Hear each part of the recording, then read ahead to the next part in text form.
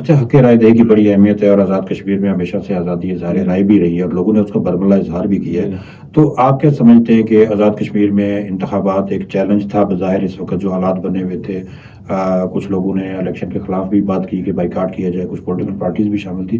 ایسے میں اس چیلنج سے آپ نے کیسے نپٹا؟ اور الحمدللہ آج ہم دیکھ رہے ہیں کہ بڑی اچھی فضا ہے، بڑے پر امید ہیں لوگ۔ یہ سید الرحمان صاحب، یہ اللہ کا کرم ہے بنیادی طور پر جو الیکشن کمیشن کے اراکین ہیں ان کا اور میڈیا کا اور سب لوگوں کا تعاون ہے کہ ہم یہ بلا شبہ تاریخ کی مشکل ترین الیکشن ہے اس سینیریو میں کہ دھرنا بھی ایک جگہ پر ہے اور کچھ پارٹیوں نے بائیکاٹ بھی کیا۔ اب اگرچہ وہ کہہ رہی ہیں کہ ہمیں دوبارہ شامل کیا جائے، لیکن وہ وقت گزر گیا۔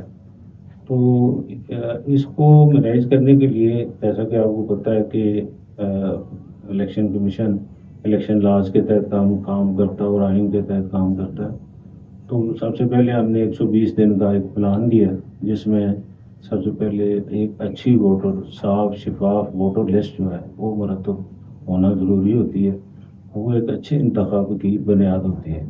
تو اس کے لیے ہم نے کٹ آف ڈیٹ 1 اپریل 2026 کو مقرر کی۔ اس وقت تک جو لوگ 18 سال کی عمر کو پہنچ چکے تھے وہ اپنا شناختی کارڈ بنوا کے ووٹر اور لسٹ میں اپنا نام اندراج کروا سکتے تھے۔